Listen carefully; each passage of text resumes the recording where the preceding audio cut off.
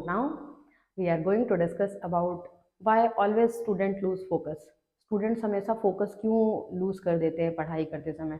अगर आप किसी चीज़ का नोट्स बना रहे हैं या कोई प्रिपरेशन कर रहे हैं या आप स्कूल स्टूडेंट हो, कॉलेज स्टूडेंट हो, तो आपका फोकस कैसे लूज हो जाता है पढ़ाई में and how we can fix it.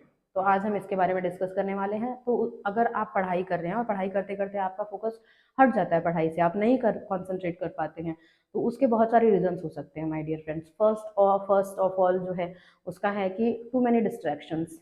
जहाँ आप पढ़ने बैठे हुए हैं, जिस रूम में भी आप पढ़ने बैठे हुए हैं, उस रूम में बहुत सारे डिस्ट्रैक्शंस हो सकते हैं।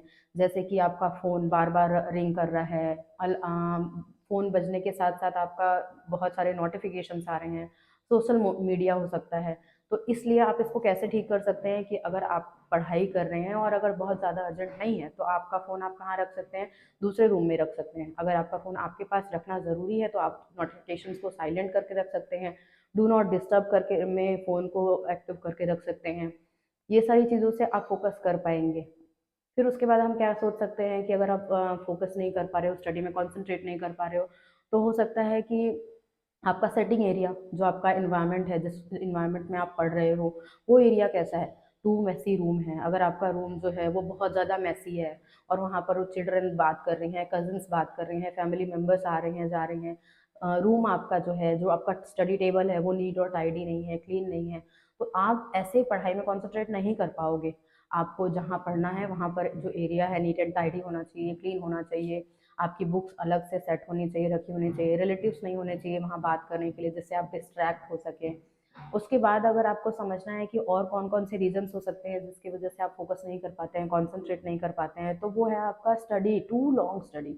अगर आप पढ़ने बैठ रहे हो और आप ये सोच रहे हो कि बहुत ज़्यादा लंबा पढ़ रहे हो, पढ़ते ही जा रहे हो, पढ़ते ही जा रहे हो, पढ़ते ही जा रहे हो, तो ऐसे भी आप कॉन्सेंट्रेट नहीं कर पाओगे।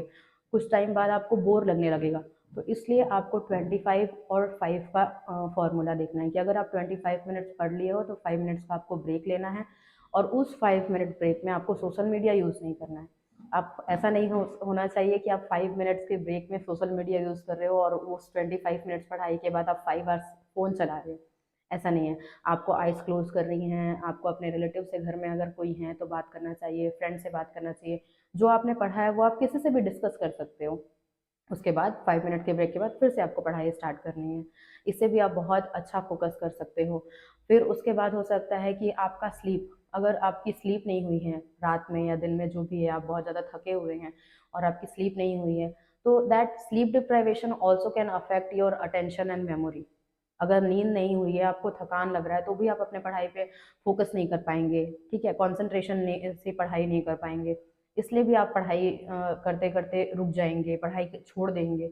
ये सारी चीज़ें हो सकती हैं आपके जो आप फ़ोकस नहीं कर पा रहे हो उन सभी चीज़ों को करने के लिए, ये सारी चीज़ें भी हो सकती हैं। नेक्स्ट बहुत सारी चीज़ें हैं जो हम डेली रूटीन में करते हैं कि हम पढ़ते हैं पर नो क्लियर गोल, हमारे पास कोई क्लियर गोल नहीं है कि हमको क्या पढ़ना है। पढ़ने बैठ गए हैं पर कोई भी क्लियर गोल नहीं है। फर्स्ट ऑफ ऑल आपको एक टाइम टेबल बनाना है और उस टाइम टेबल को आपके स्टडी टेबल के जस्ट सामने स्टिक करना है कि आज आपको कौन सा सब्जेक्ट पढ़ना है और जो सब्जेक्ट पढ़ेंगे उसमें से आज आपको एक चैप्टर कंप्लीट करना है, कल आपको 2 चैप्टर कंप्लीट करने हैं। तो ये है आपके क्लियर गोल कि आपको फॉर एग्जांपल चैप्टर ए आज क्लियर होना है, कंप्लीट होना है, कल जो है आपको नेक्स्ट चैप्टर कंप्लीट करना है। तो ऐसे अगर आप गोल के साथ पढ़ेंगे और जब वो चैप्टर आज कंप्लीट हो जाएगा तो आपको खुद ही अच्छा लगेगा कि और आप खुद को शाबाशी देंगे कि हाँ, आज मैंने ये चैप्टर कंप्लीट किया। उससे हमको पॉजिटिव रिइंफोर्समेंट मिलता है कि आज मैंने ये कंप्लीट किया है और हम खुद भी मोटिवेट होते हैं कि कल हमको ये चैप्टर कंप्लीट करना है। उसके बाद आप सोच सकते हो कि ओवर थिंकिंग नहीं करना है, स्ट्रेस लेके पढ़ाई करने नहीं बैठना है कि किसी चीज़ का, बहुत सारी चीज़ें हैं माय फ्रेंड्स, आजकल सभी को बहुत सारे स्ट्रेस रहते हैं। तो ऐसा नहीं होना चाहिए कि आपके दिमाग में बहुत सारा स्ट्रेस है और उस स्ट्रेस को लेके आप पढ़ रहे हो, प्रिपरेशन कर रहे हो और बहुत ज़्यादा सोच रहे हो कि कल क्या होगा, कल एग्ज़ाम है, इस डेट को एग्ज़ाम है, या नोट्स प्रिपेयर कर रहे हो तो वो नोट्स बनाने के लिए मुझे जल्दी-जल्दी बनाना होगा, अदरवाइज़ ये, अदरवाइज़ वो, बहुत सारा ओवर थिंकिंग करके आप नहीं ध्यान दे सकते। You can't focus to any one thing. So just focus on what really matters for you my dear friends. Okay. उसके बाद आपका फोकस, आपका जो कंसंट्रेशन बढ़ाने का जो तरीका है, जो पॉइंट है, उसमें हो सकता है कि नो रूटीन। अगर आप पढ़ाई कर रहे हो, पढ़ाई कभी भी करने बैठ जा रहे हो, कि अगर प्रिपरेशंस करनी है आपको, स्टडी प्रिपरेशंस, तो आप कभी भी बैठ जा रहे हो, कभी आप सुबह बैठ जा रहे हो, कभी आप आफ्टरनून में बैठ जा रहे हो, कभी आप हो सकता है कि इवनिंग में पढ़ाई करने बैठ जा रहे हो। तो ऐसा भी नहीं है my dear friends, you have to make a fixed routine for your study timing. If you are studying in morning time, तो आप मॉर्निंग में आपका वो 8 से 10 वाला मॉर्निंग टाइम रूटीन फिक्स होना चाहिए। आज चाहे कल चाहे परसों कोई भी इम्पोर्टेंट काम हो, आप 8 से 10 जो है आपको पढ़ाई करना ही है। इन सभी चीज़ों को ध्यान देना है माय डियर फ्रेंड्स।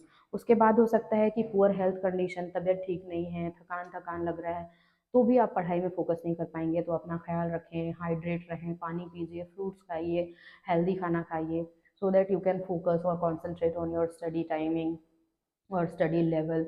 उसके बाद आप कैसे कर सकते हैं, नॉट इंटरेस्टेड सब्जेक्ट। सबसे first of all my dear friends की नॉट इंटरेस्टेड सब्जेक्ट्स, मैं भी ऐसी ही थी। जब मैं अपने नॉर्सेट का प्रिपरेशन कर रही थी, तो उस समय बहुत सारे ऐसे सब्जेक्ट्स थे जो मुझे नहीं पसंद थे। जो सब्जेक्ट्स मुझे नहीं पसंद रहते थे पढ़ने के लिए, और उसमें मुझे इंटरेस्ट भी नहीं रहता था, उसको मुझे पढ़ने का मन भी नहीं करता था, और मैं नहीं पढ़ती थी वो सब सब्जेक्ट्स। कैसे प्रिपेयर किया मैंने उस सब्जेक्ट को, मैंने क्या किया कि उस हर एक सब्जेक्ट का जितना भी इम्पोर्टेंट चैप्टर्स थे, टॉपिक्स थे, सबका मैंने रे डायग्राम बनाया, चार्ट पेपर बनाया मैंने। और वो रे डायग्राम्स, चार्ट पेपर्स जो थे, वो मैंने अपने रूम में, अपने घर में, जहाँ भी मैं घूमती फिरती पढ़ती रहती थी, आना जाना करती थी, वहाँ पे मैंने दीवार पर स्टिक करके रखा था उसको। ऐसे करने से मुझे उस बोरिंग सब्जेक्ट्स को बैठ कर चैप्टर खोल कर पढ़ने की ज़रूरत भी नहीं पड़ी, और वो चीज़ें मुझे याद भी हो गई। तो माय डियर फ्रेंड्स, यही सारी तरीके हैं जिससे आप अपने पढ़ाई पे फोकस कर सकते हैं। और अगर आपको बोर लगता है, तो आप बिल्कुल 25:5 वाला फॉर्मूला यूज़ कीजिए। आप हाफ एन आवर पढ़िए, 25 मिनट्स पढ़िए। पढ़ने के बाद आप 5 मिनट के लिए अपने फ्रेंड से डिस्कस कर लीजिए, मम्मी है, ब्रदर्स है, सिस्टर्स है, सिबलिंग्स है, आप उनसे उन टॉपिक को डिस्कस कीजिए, और उसके बाद फिर से पढ़ने बैठिए। आपको रिफ्रेश लगेगा, और you can concentrate on your study level. और ये सारी चीज़ें थी आज की वीडियो में। अगर आप लोगों को कोई टॉपिक है, कोई डाउट है, जिससे जो आप मुझसे पूछना चाहते हैं, तो प्लीज़ मैसेज कीजिए। अगर आप लोगों को ये वीडियो अच्छा लगा, तो thank you so very much. Do like, share and subscribe this channel. Thank you so much.